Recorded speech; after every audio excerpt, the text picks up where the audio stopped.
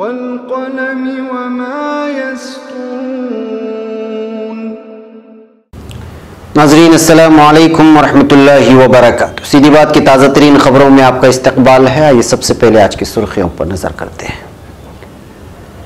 उत्तर प्रदेश मदारिस के तलबा की तादाद में तनज़्ज़ुली, आखिर क्या है वजह? नीतीश योगी मुलाकात पर तेजस्वी का तंज, एक पलटू राम एक बदलू राम। बुलंदशहर सरगना योगेश राज समेत 16 के खिलाफ गैर जमानती वारंट। दारुल उलूम नदवतुल उलमा लखनऊ में हजरत मौलाना सैयद मोहम्मद राबे हसनी नदवी दामद बरकातुहुम के हाथों नुक़ूश तय्यबात के खुसूसी शुमारे का इजरा। जुमा की कद्र करो, संडे बनाना बंद करो, मौलाना सैयद अंदर शाह कासमी का बयान। मौलाना इसराउल्लाह कासमी गरीबों के मसीहाते, नीतीश कुमार ने दिया बयान। आसाम शहरियत मामला, शहरियत दस्तावेज की कट ऑफ तारीख में इजाफा, जमीयत उलमा हिंद की एक और बेमिसाल कामयाबी। मालेगांव 2008 बम धमाका मामला, मुंबई हाईकोर्ट ने एक बार फिर निचली अदालत की कार्रवाई पर स्टे देने से इनकार किया। मिजोरम इंतखाबात, 10 साल बाद जोराम थांगा के इक़्तिदार में वापसी, नॉर्थ ईस्ट की तमाम रियासतों से कांग्रेस बाहर। बीजेपी की मनफी सियासत की शिकस्त बाइस से मसरत, सोनिया गांधी का बयान। तेलंगाना इंतखाबी नताइज, आवाम ने योगी आदित्यनाथ की सियासत को मुस्तरद कर दिया। ओवैसी बनाम योगी, मजलिस इत्तेहादुल मुस्लिमीन के फाते उम्मीदवारों ने बीजेपी की उड़ाई धज्जियां। असेंबली इंतखाबात के नताइज पर सिद्धू ने कहा, अब राहुल गांधी लाल किले पर लहराएंगे झंडा। खाशिकी कत्ल केस में सऊदियों को काफी सजा मिल चुकी है, पोम्पियो का बयान। दुनिया भर में तुर्की जबान सीखने वालों की तादाद में काबिल कदर इजाफा। आलमी इस्लाम आजमाइशों और साजिशों के दौर से गुजर रहा है, मुसलमान इत्तेहाद का सबूत पेश करें, शाह सलमान बिन अब्दुल अजीज का बयान। अनकरा तेज रफ्तार ट्रेन हादिसा, मुतादिद अफराद हलाक व जख्मी। इंडोनेशिया कुदरती आफात का निशाना बनने वाला मुल्क। तुर्क दिफाई सनत अपनी जरूरियात को खुद पूरा करे, तुर्क सदर का बयान। यमन हूसियों और हुकूमत के दरमियान मुज़ाकरात खत्म, अहम पेशरफ सामने आई। नाज़रीन अस्सलामु अलैकुम वरहमतुल्लाहि वबरकातुहू। सीधी बात की ताज़ा तरीन खबरों में आपका इस्तकबाल है। मैं अंसार अजीज नदवी आज की खबरों की तफसीलात लेकर आपकी खिदमत में हाजिर हूँ। आइए खबरों की तफसीलात पर नजर करते हैं। तफसीलात में जाने से पहले नाज़रीन आपसे दरख्वास्त कर लूँ कि जिन लोगों ने अभी तक हमारे चैनल को सब्सक्राइब नहीं किया है वो ज़रूर सब्सक्राइब कर लें और बेल आइकन को ज़रूर दबाएँ ताकि हमारे ताज़ा तरीन वीडियोज़ के अलर्ट्स आपको हासिल होते रहें। आइए खबरों की तफसीलात पर जाते हैं। गुज़िश्ता कई सालों से मदारिस इस्लामिया सुर्खियों में है और हिंदू इंतहा पसंदों की जानिब से उन पर बार बार हमले किए गए हैं। मदारिस पर कभी दहशतगर्दी के इल्ज़ामात लगे तो कभी उन्हें मरकजी धारे में शामिल करने की बातें हुई। उमूमन कहा जाता है कि मजहबी तालीम देने वाले ये मदरसे बाकी दुनिया से कटे रहते हैं, लेकिन अब तब्दीली यहाँ भी आ रही है और मदारिस में ज़ेर तालीम तलबा भी स्मार्टफोन चलाते हैं, वहाँ कंप्यूटर आ गए हैं। मुतअद्दिद मदारिस में अंग्रेज़ी भी पढ़ाई जा रही है, लेकिन गुज़िश्ता 3 सालों में उत्तर प्रदेश के मदारिस में ज़ेर तालीम तलबा की तादाद घटकर आधी रह गई है। इससे जाहिर होता है कि रियासत में मदरसों के तय मुसलमानों का रुझान कम हो रहा है, ये रिपोर्ट कहती है। उत्तर प्रदेश में 2 तरह के मदरसे हैं, एक वो जो उत्तर प्रदेश हुकूमत के मदरसे बोर्ड से मंजूर शुदा है, उनके तलबा असातिज़ा निसाब पर हुकूमत की नज़र रहती है। इसके अलावा इम्तहानात भी मेयार के मुताबिक होते हैं। हुकूमत ने इन मदारिस में NCERT का निसाब नाफिज करा दिया है। दूसरे मदरसे वो हैं जिनका हुकूमत से कोई वास्ता नहीं, वो अपनी सतह पर मजहबी व असरी तालीम फराहम करते हैं, उनके पास किसी तरह की मंजूरी नहीं होती और ये अपने मजहब के मुताबिक चलते हैं। ऐसे कितने मदरसे हैं, इसकी कोई मुसद्दक़ा मालूमात भी नहीं है। मंजूर शुदा मदारिस में जदीद मौज़ूआत भी पढ़ाए जाते हैं, लेकिन गुज़िश्ता 4 वर्षों के आदाद व शुमार पर नज़र डालें तो इन मदारिस में तालीम हासिल करने वाले तलबा ही भारी कमी वाक़ई हुई है, एक रिपोर्ट कहती है। साल 2016 में 4,95,636 तलबा का इंदराज हुआ, जिनमें से 3,17,050 तलबा इम्तिहान में बैठे।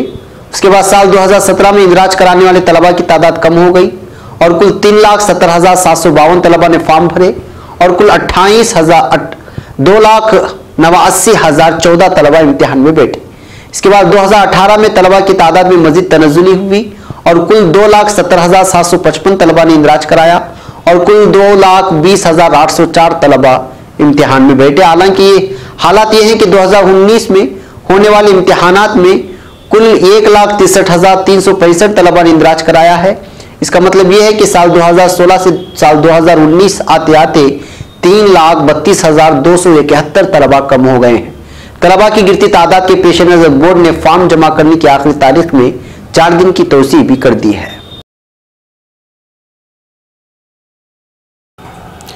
अब खबर बिहार से। उत्तर प्रदेश के वजीर आला योगी आदित्यनाथ ने बिहार के वजीर आला नीतीश कुमार से पटना में मुलाकात की है। इस मुलाकात पर तेजस्वी यादव ने हमला बोला है। आरजेडी रहनुमा तेजस्वी यादव ने उन दोनों की मुलाकात के बाद कहा, हम बिहार की जमीन पर मजहबी हम आहंगी को बिगड़ने नहीं देंगे। तेजस्वी यादव ने मजीद कहा कि नीतीश जी लाख कोशिश कर ले, हम यूपी सीएम जय सिंह बस्ट यानी योगी आदित्यनाथ को बिहार में जहर नहीं उगलने देंगे और ना ही फिरकावाराना हम आहंगी खराब करने देंगे। नीतीश जी बस्ट साहब को बता दीजिए कि बिहार गुरु गोविंद सिंह, मां सीता, बुद्ध और महावीर की सरजमीन है, यहां नफरत अंगेज गुंडागर्दी नहीं चलेगी। योगी आदित्यनाथ और नीतीश की तस्वीर को लेकर उन्होंने लिखा, खूब जमेगा रंग जब अयोध्या की तस्वीर थाम बैठेंगे दो यार, एक तरफ शशाधरी चचा बरसरे इख्तिदार पलटू राम, दूसरी तरफ इंशिष्टकारी नुकसान पहुंचाने वाला नाम बदलू राम।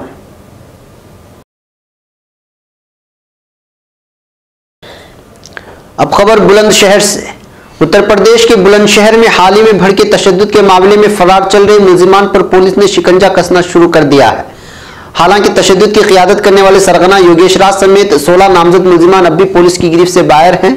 अब पुलिस ने सरगना योगेश राज समेत 16 मुलजिमान के खिलाफ अदालत की जानिब से गैर जमानती वारंट जारी कर दिए हैं। अदालत से गैर जमानती वारंट जारी होने के बाद पुलिस ने मुलजिमान के खिलाफ चंगराउटी, महाब, नयाबान समेत कई गाँव में लगातार छापेमारी कर रही है। दूसरी जानिब मामले में मफरूर नामजद मुलजिमान के खिलाफ कर्क़े का अमल भी शुरू कर दिया गया है। अब खबर लखनऊ से। मौरिका यकुम रबीउल सानी 1440 हिजरी मुताबिक 9 दिसंबर 2018 बरोज इतवार बाद नमाज ईशा दारुल उलूम नदवतुल उलमा लखनऊ में नाज़िमे नदवतुल उलमा हजरत मौलाना मोहम्मद राबे हसनी नदवी साहब मोहतमिम दारुल उलूम नदवतुल उलमा लखनऊ, हजरत मौलाना सईदुर रहमान अल आज़मी नदवी मुअतमद तालीम दारुल उलूम नदवतुल उलमा लखनऊ, हजरत मौलाना वाज़े रशीद हसनी नदवी साहब के मुबारक हाथों से हजरत मौलाना गजाली साहब की हयात व खिदमात पर महदुल इमाम हसनुल बन्ना शहीद की तरफ से जारी 2 माही नुकूश तय्यबात के खुसूसी शुमारी की रोनुमाई तकरीब मुनाकिद हुई। मौलाना गजाली साहब दारुल उलूम नदवतुल उलमा के मुमताज सपूत और उसकी शुरा के रुकन थे। इसके अलावा आप हजरत मौलाना अली मियां साहब और नदवतुल उलमा से खुसूसी ताल्लुक़ रखने वाले थे। आप शहर भटकल के एक इल्मी और दीनी खानवादे से ताल्लुक़ रखते थे। आप बजाते खुद नदवतुल उलमा की तालीम याफ्ता थे और उनके तमाम साहबजादगान ने दारुल उलूम नदवतुल उलमा से कस्बे फैज़ की सआदत हासिल की है। अब खबर बेंगलुरु से। अल्लाह तबारक व तआला ने एक हफ्ते में 7 दिन बनाए हैं। इसमें एक दिन यौम जुमा भी है जो सैयदुल इमाम यानी तमाम दिनों का सरदार है। पिछली किसी भी कौम को यौम जुमा नसीब नहीं हुआ। यह हमारे आका दो आलम सल्लल्लाहु अलैहि वसल्लम का सदका अल्लाह ने उम्मत मुहम्मदिया सल्लल्लाहु अलैहि वसल्लम को अता किया है। यौम जुमा बड़ी फजीलत और बरकत वाला दिन है जिसका अंदाज़ा इस बात से लगाया जा सकता है कि हुज़ूर अकरम सल्लल्लाहु अलैहि वसल्लम जुमा के दिन ईद के दिन से भी बेहतर लिबास पहना करते थे और फरमाते थे कि अल्लाह के यहाँ यौम जुमा ईदैन से भी अफजल है। मज़कूरा ख्यालात का इजहार मारूफ आलिमी दीन मौलाना सैयद अनजर शाह कासमी मद्दिज़िल्लहु ने किया। मौलाना ने कहा कि पहले ज़माने में जुमा के दिन हर घर में खुशियाँ मनाई जाती थी। लोग गुस्ल करते थे और अच्छे कपड़े पहना करते थे। इतनी खुशबू लगाते, घरों में अच्छा पकवान पकाते, एक अजीब माहौल होता। लेकिन आज ये सारे मनाजिर देखने को कहाँ मिलते हैं। मौलाना ने बड़े अफसोस का इजहार करते हुए फरमाया कि आज लोग जुमा की फजीलत, बरकत और अहमियत को भुला चुके हैं। वो जुमा को छोड़कर संडे मना रहे हैं। मौलाना ने दो टोक अल्फाज में कहा, मुसलमानों जुमा की कदर करो, संडे मनाना बंद करो। अब खबर किशनगंज से। मुल्क के मारूफ आलिमी दीन व मेंबर पार्लियामेंट मौलाना इसरारुल हक कासमी की रहलत पर उनके अहले खाना से ताज़ियत के लिए कल बिहार के वज़ीर आला नीतीश कुमार किशनगंज पहुंचे। उनसे मुलाकात करके मरहूम की वफात पर अपने गहरे रंजो गम का इजहार किया और मौलाना की रूह के सुकून के लिए दुआ की। उन्होंने कहा कि मौलाना मरहूम सियासी मैदान में अपने नर्म मिजाज और साफ दिली के लिए जाने जाते थे और समाजी खिदमत में हमेशा पेश पेश रहते थे, जिसकी वजह से अपने हल्के में उन्हें गैर मामूली मकबूलियत हासिल थी। उन्होंने कहा कि किशनगंज में एएमयू सेंटर के क़याम के सिलसिले में उन्होंने बेपनाह जद्दोजहद की थी और बिहार हुकूमत के साथ मरकजी हुकूमत के मुसलसल राब्ते में रहे और किशनगंज की तालीमी तरक्की के लिए उन्होंने हर मुमकिन कोशिश करके ये सेंटर कायम करवाया। अब खबर नई दिल्ली से। आसाम शहरियत और एनआरसी के मामलों से जुड़ी 3 अहम अर्जियों पर समाअत करते हुए आज सुप्रीम कोर्ट की चीफ जस्टिस रंजन गोगोई और चीफ जस्टिस एनआर नरीमान पर मुश्तमिल एनआरसी मॉनिटरिंग 2 रुकनी बेंच ने मुतासिरीन को बड़ी राहत देते हुए कहा है कि क्लेम और ऑब्जेक्शन के जारी मौजूदा अमल में आज तक के तमाम कानूनी दस्तावेजात काबिल कबूल होंगे। उसके साथ ही क्लेम और ऑब्जेक्शन की मुद्दत में 1 माह की तोसी करते हुए उसे 15 दिसंबर 2018 से बढ़ाकर 15 जनवरी 2019 तक कर दिया है। वाज़ेह हो कि आज इन मामलों में पैरवी के लिए जमीयत उलमा हिंद और आमसू की तरफ से senior advocate Kapil Sibal, senior advocate Indrajit Singh और वकील ऑन रिकॉर्ड फुज़ैल अय्यूबी अदालत में पेश हुए। काबिल जिक्र है कि आज सुप्रीम कोर्ट में आसाम शहरी से मुतालिक जो 3 दरखास्तें पेश हुई थी, इनमें पहली दरखास्त जमीयत उलमा हिंद और दूसरी आमसू की तरफ से थी, जिसमें कहा गया था कि लिफ्ट बी यानी लिंक्ड डॉक्यूमेंट जो क्लेम और ऑब्जेक्शन के लिए सबूत के तौर पर इस्तेमाल किए जाते हैं, उसकी आखिरी तारीख 31 अगस्त 2015 तक थी, क्योंकि एनआरसी की भी आखिरी तारीख 31 अगस्त 2015 थी। जमीयत उलमा हिंद का यह मुतालबा था कि इन लिंक्ड डॉक्यूमेंट की तारीख बढ़ाकर 15 जनवरी 2019 तक कर दी जाए। ये हो रहा था कि मसलन अगर किसी ने हाई स्कूल पास किया या किसी की शादी 31 अगस्त 2015 की मुद्दत में हुई हो, लेकिन कोई जरूरत नहीं होने की वजह से उसकी सनद या सर्टिफिकेट हासिल नहीं किया था, लेकिन अगर अब वो एनआरसी में सबूत के तौर पर इस दस्तावेजात को अब निकाल कर पेश कर रहा था, तो स्टेट कोऑर्डिनेटर प्रतीक हजीला ने उसको तस्लीम नहीं कर रहे थे और उनका इसरार था कि 31 अगस्त 2015 तक की मुद्दत के निकाले हुए दस्तावेजात ही मंजूर होंगे और इसके लिए उन्होंने बाकायदा इश्तिहार भी शाये करवा दिया था, जिसमें वाज़ेह तौर पर ऐलान मौजूद था कि 31 अगस्त 2015 के बाद के निकाले हुए दस्तावेजात काबिल कबूल नहीं होंगे।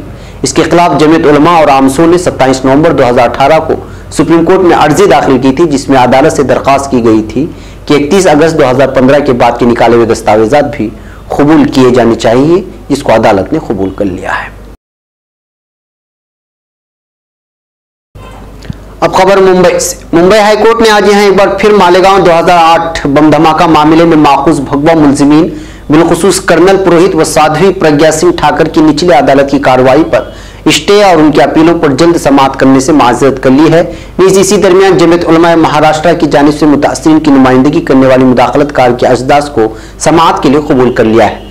मौसूला इत्तलात के मुताबिक कल मुंबई हाईकोर्ट की 2 रुकनी बेंच की जस्टिस इंदिराज जेत मोहंती और जस्टिस वी के जादव की अदालत में कर्नल पुरोहित की जानिब से निचली अदालत के यूएपीए कानून के तहत मुकदमा चलाए जाने वाले फैसले के खिलाफ दाखिल अजदास पर आज समाअत होना थी, लेकिन जमीयत उलमा के वकला मतीन शेख और शाहिद नदीम की बरोक्त अदालत में मौजूदगी और मुदाखलत की वजह से 2 रुकनी बेंच ने अपील पर फौरी समाअत से एक जानिब जहां इनकार कर दिया, वहीं निचली अदालत में जारी कार्रवाई पर भी स्टे देने से इनकार कर दिया है।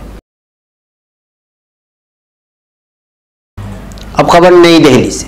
मिजोरम असेंबली इंतखाबात में कांग्रेस के मौजूदा वजीर आला लाल थानेवाला दोनों सीटों से हार गए हैं।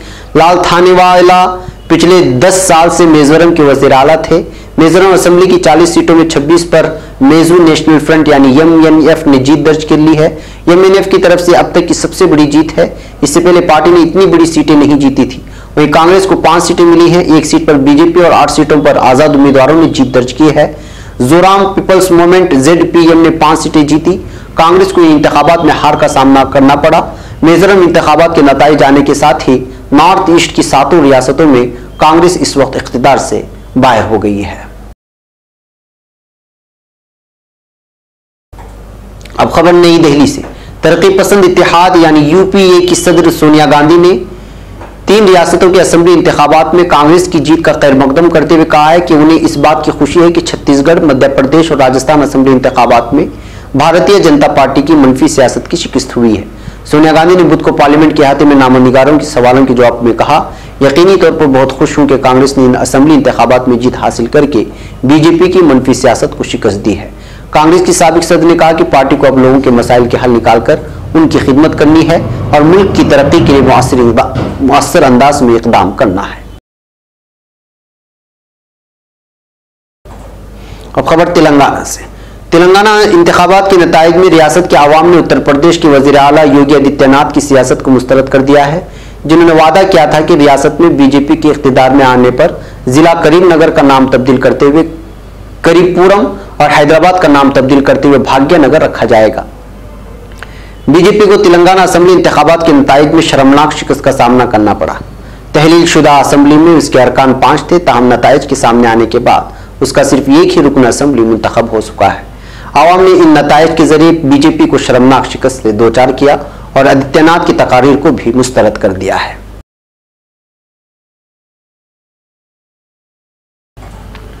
अब खबर पंजाब से। असेंबली इंतखाबात के नताइज सामने आ चुके हैं। 3 रियासतों में कांग्रेस ने हुकूमत बनाने की तैयारी शुरू कर दी। इन इलेक्शन में नताइज पर पंजाब हुकूमत में वजीर और साबिक बीजेपी लीडर नवजोत सिंह सिद्धू ने भी रद्द-ए-अमल जाहिर किया है। उन्होंने कहा है कि असेंबली इंतखाबात के नताइज ने पूरा गेम पलट दिया। अब 2019 लोकसभा इलेक्शन में राहुल गांधी लाल किले पर झंडा फहराएंगे। नवजोत सिंह सिद्धू ने कहा कि एक सच्चाई की जंग थी जिसने न सिर्फ पूरा गेम पलट दिया बल्कि एक ऐसा इनकलाब लाकर खड़ा कर दिया है कि हर गली मोहल्ले में कांग्रेस का कारकुन पुरजोश है और एक ऐसी बुनियाद दी है कि राहुल भाई आने वाले वक्त में लाल किले पर झंडा लहराएंगे।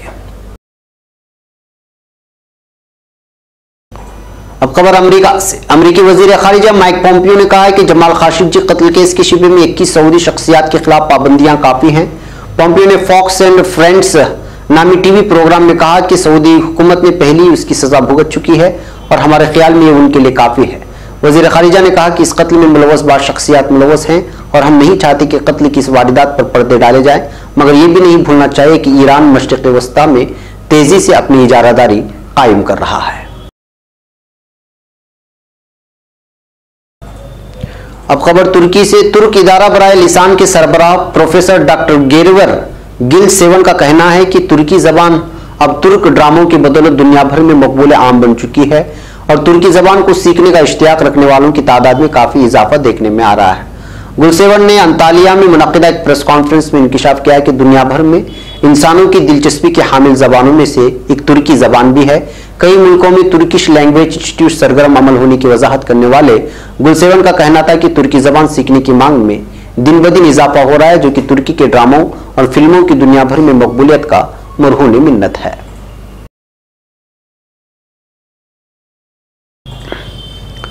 अब खबर सऊदी अरब से। आलमी इस्लाम इन दिनों आजमाइशों और साजिशों के दौर से गुजर रहा है। मुसलमान आपस में मुत्तहिद रहें, दीगर मज़ाहिब के मानने वालों से अच्छे रवाबित कायम करें। मक्का मुकर्रमा में मुनक्किदा राबिता आलमी इस्लामी की एक आलमी कॉन्फ्रेंस में इन ख्यालात का इजहार किया गया। मजहब इस्लाम के मुकद्दस तरीन शहर मक्का मुकर्रमा में राबिता आलमी इस्लामी की 2 रोज़ा कॉन्फ्रेंस मुनक्किद की गई है। मक्का के एक 5 सितारा होटल में मुनक्किदा इस कॉन्फ्रेंस का आगाज लबनान के मुफ्ती डॉक्टर अब्दुल लतीफ फैज़ दरियान के खिताब से हुआ। दुनिया के मौजूदा हालात, मुस्लिम ममालिक को दरपेश चैलेंजेस, इस्लाम के खिलाफ लगाए जाने वाले इल्जामात, इन तमाम उमूर पर कॉन्फ्रेंस में गुफ्तगू हुई। दुनिया के मुख्तलिफ ममालिक के अलावा हिंदुस्तान से भी मंदुबीन इस 2 रोज़ा कॉन्फ्रेंस में शरीक रहे। इस आलमी कॉन्फ्रेंस को सऊदी अरब के फरमारवा खादिम हरमैन शरीफैन शाह सलमान बिन अब्दुल अजीज आले सऊद की सरपरस्ती हासिल रही। शाह सलमान बिन अब्दुल अजीज के खिताब को मक्के के गवर्नर शहजादा खालिद अल फैसल ने पेश किया। शाह सलमान ने अपनी तहरीर खिताब में कहा कि कलिमे तौहीद पर मुसलमान मुत्तहिद हो जाएं। इख्तिलाफात मौजूद हैं, उलमा इकराम इख्तिलाफात के आदाब से वाकिफ करवाएं। शाह सलमान बिन अब्दुल अजीज ने कहा कि उलमा इकराम पर बड़ी जिम्मेदारी है। इस्लाम के खिलाफ लगाए जाने वाले दहशतगर्दी और मुतअस्सिबाना इल्जामात का जवाब देने की जिम्मेदारी उलमा पर है। और खबर तुर्की से। तुर्क दारुल हुकूमत अंकारा में तेज रफ्तार ट्रेन के तसादुम में मुतअद्दिद अफराद हलाक और जख्मी हो गए हैं। अंकारा के गवर्नर वासिफ शाहीन के मुताबिक हादिसा एक कंट्रोल इंजन से टकराने के बायस पेश आया। उन्होंने कहा कि इस तसादुम में मुतअद्दिद अफराद हलाक और जख्मी हो चुके हैं, जिनकी सही तादाद मालूम की जा रही है, जबकि इमदादी कार्रवाइयां ताहाल जारी हैं। इस दौरान हादिसे से मुतालिक तफ्तीश शुरू कर दी गई है। अब खबर इंडोनेशिया से। इंडोनेशिया में इमसाल कुदरती आफात से 4211 अफराद लुक़्मे अजल बने हैं। कौमी आफात की एजेंसी के तर्जुमान सो तोको का कहना है कि मुल्क भर में 1 जनवरी तक 10 दिसंबर की दौरानिया में 2374 कुदरती आफतों से 4211 अफराद हलाक हो चुके हैं। नुग्रोह ने बताया कि कुदरती आफात में 6940 अफराद जख्मी हुए तो तकरीबन 10 मिलियन अफराद नकल मकानी करने पर मजबूर हुए। इंडोनेशिया में 28 सितंबर को सोलावेसी जजीरे के खलीज पालो में रहनुमा होने वाले 7.5 की शिद्दत के ज़लज़ले और सोनामी से 2000 से ज्यादा अफराद लुक़्मे अजल बने थे, तो 1500 के लापता होने का ऐलान किया गया था। पैसिफिक आग का बोगोला नाम से मंसूब किए जाने वाले जलजलों और आतिशी पहाड़ों के लावा उगलने वाले इंडोनेशिया में सालाना औसतन 6000 जलजले आते हैं, तो मानसून बारिशें भी सैलाब और तबाहकारियों का मूजिब बनती हैं।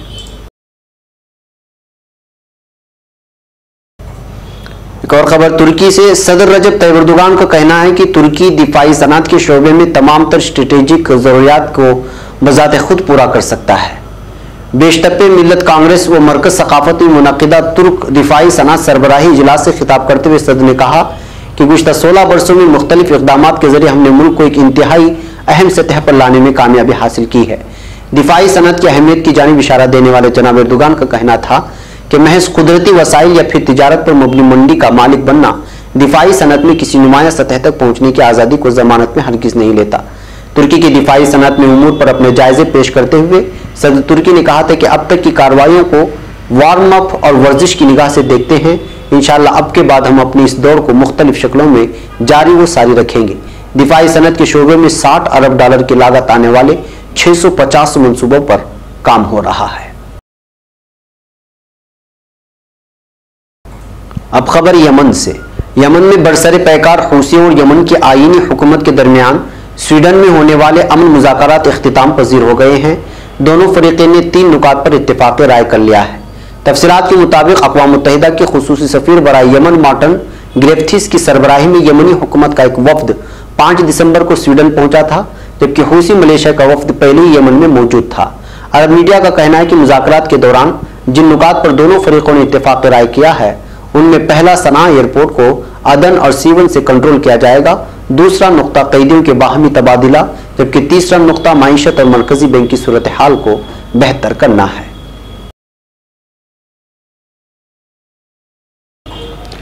नाज़रीन, ये थी आज की ताज़ा तीन खबरें। अगली ताज़ा तीन खबरों के साथ फिर आपसे मुलाकात होगी। हमारी पूरी टीम को यहाँ पर इजाज़त दें। इजाज़त से पहले आपसे अपील कर दें कि हमारे चैनल को जिन लोगों ने सब्सक्राइब नहीं किया है वो ज़रूर सब्सक्राइब करें, और जिन लोगों ने बेल आइकॉन को नहीं इस्तेमाल किया है वो भी ज़रूर इस्तेमाल करें। हमें यहाँ पर इजाज़त। अस्सलामु अलैकुम व रहमतुल्लाहि व बरकातुहू।